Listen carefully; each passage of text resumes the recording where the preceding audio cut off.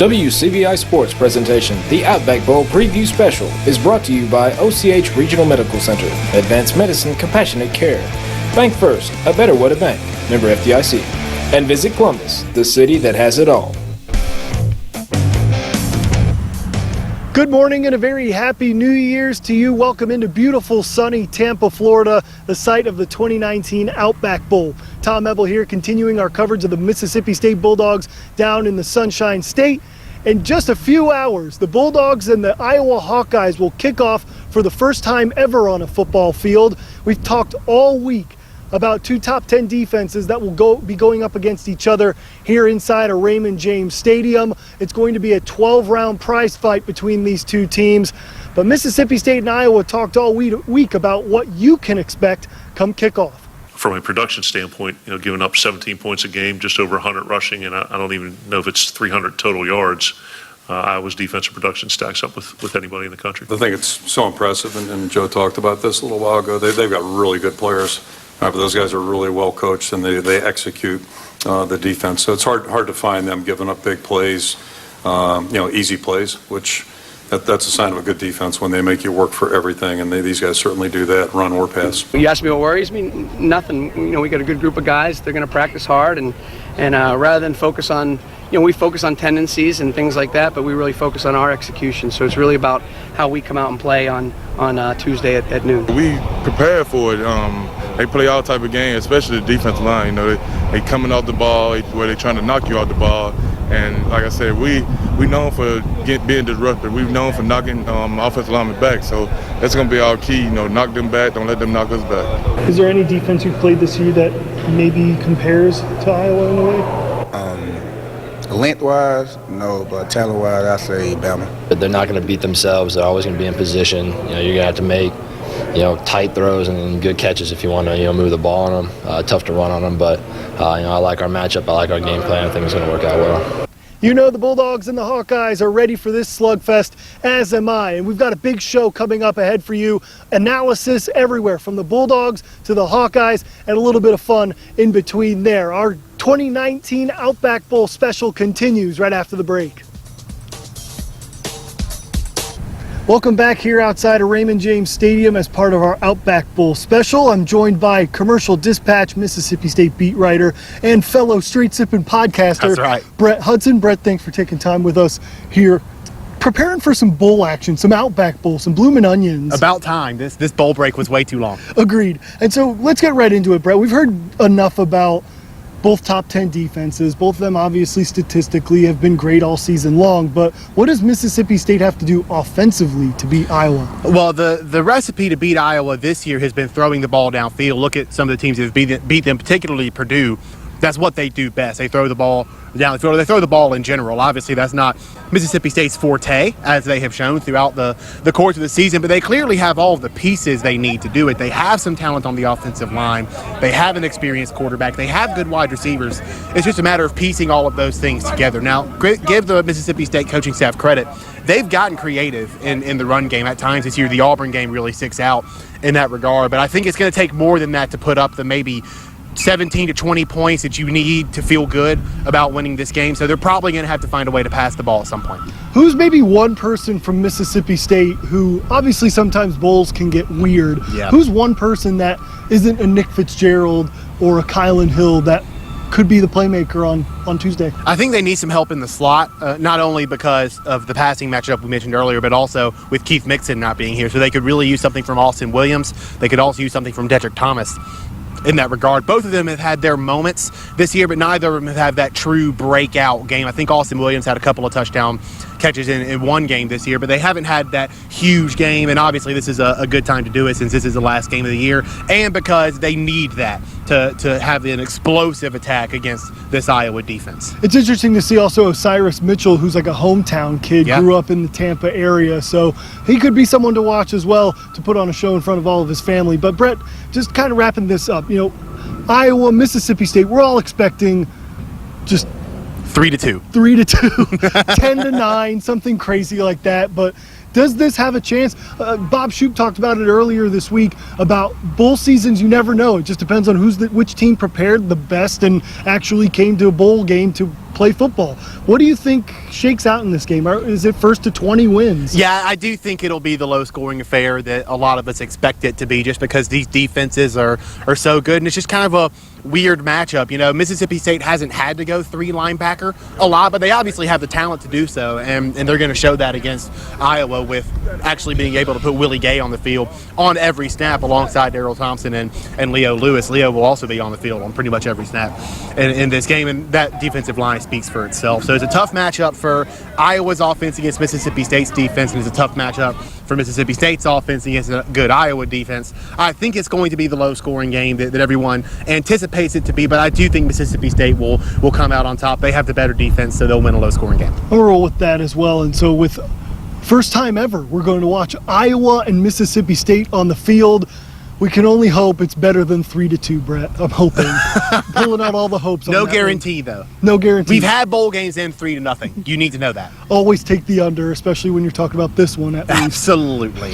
Brett Hudson with the Commercial Dispatch. Always thanks for the insight, Brett. And hey, stick with us. Bowl coverage continues right after this. We'll talk a little bit about the Iowa Hawkeye side of the ball coming up next.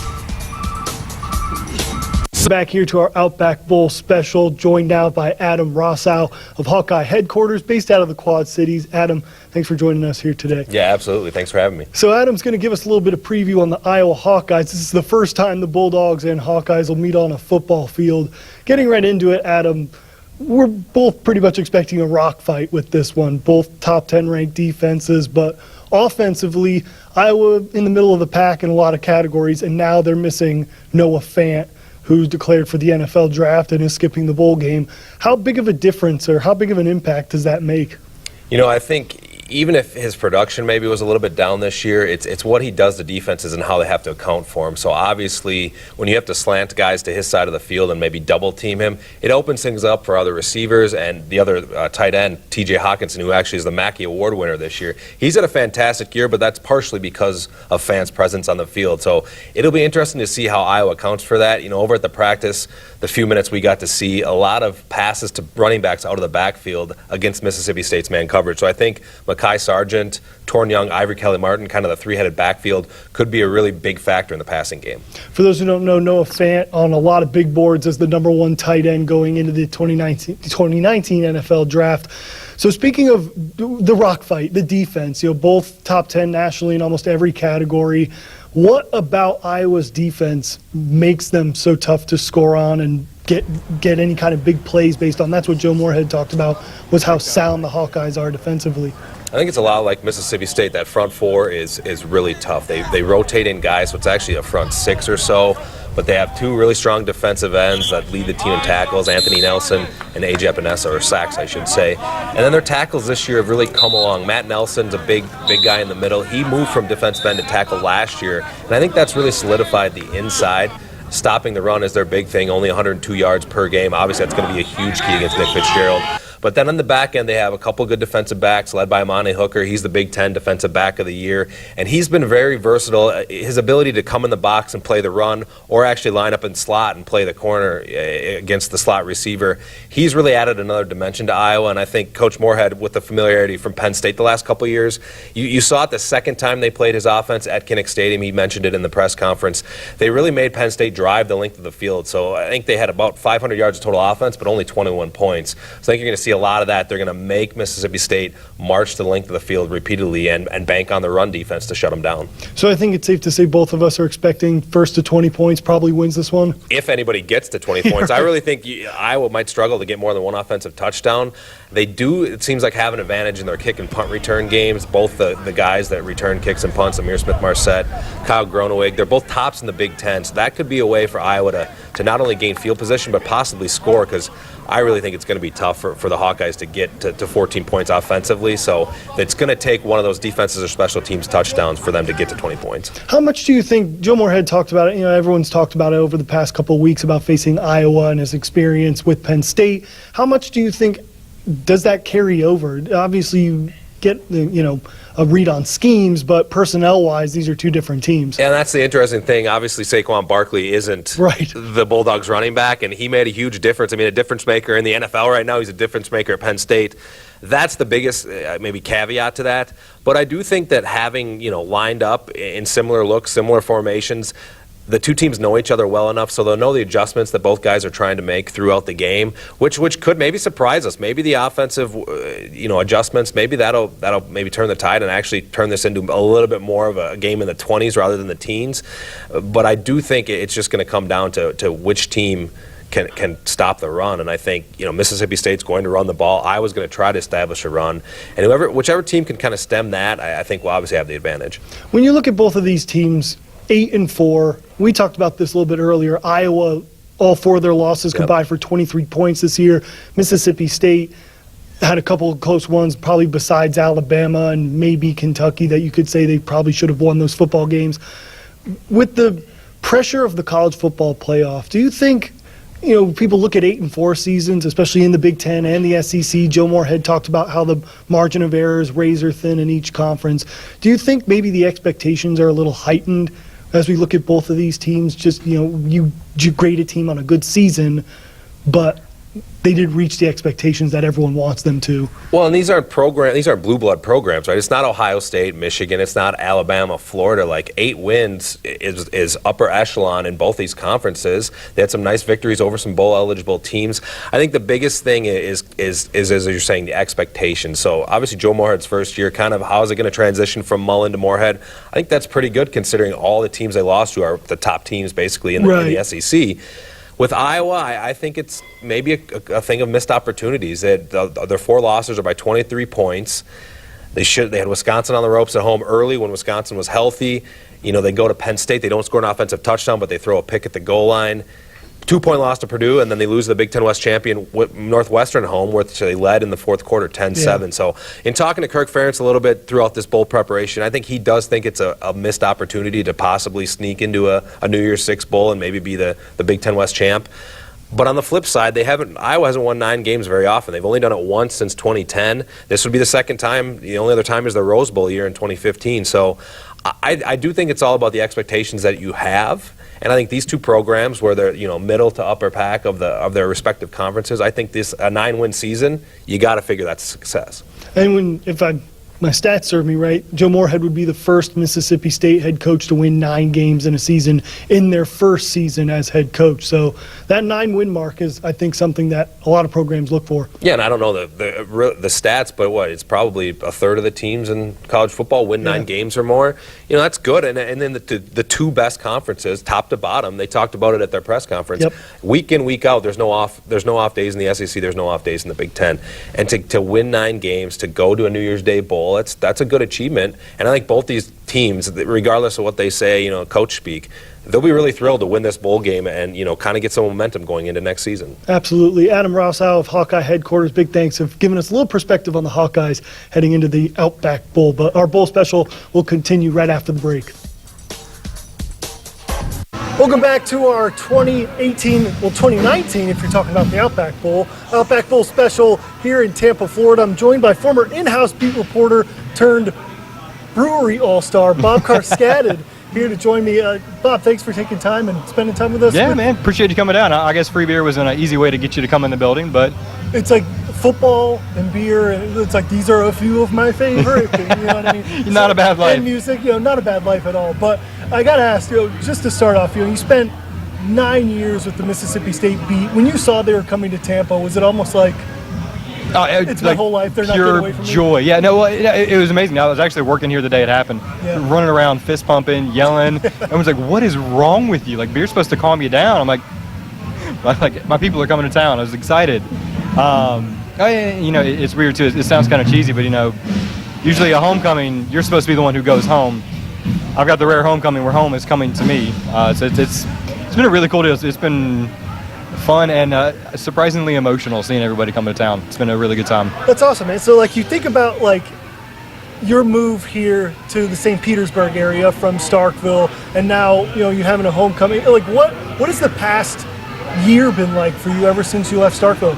Yeah, it's been full of sweating and sunburns on almost a daily basis. Not a bad, part of living in paradise. I can handle that. Right. But no, it's been a lot of fun. It's been weird to not be involved in the daily parts, the stuff you're doing of, being there for press conferences and sideline for games, and I miss being in the fire. Yeah. But it's been really fun to watch from the outside. I grew up in Starkville, grew up a Mississippi State fan, and for the last almost 10 years, said to cut that out. Be professional. You're reporting. You're not cheering. You're not clapping. You're writing, tweeting, talking. Right. So it's been fun to get back into the groove of. I'm allowed to You're a fan now. Yeah, I can show some enthusiasm again. It's been really fun to watch the games on TV with friends and feel like you're a part of it in a different way. And it's been a cool experience. What's one of the biggest things you miss about being on the beat?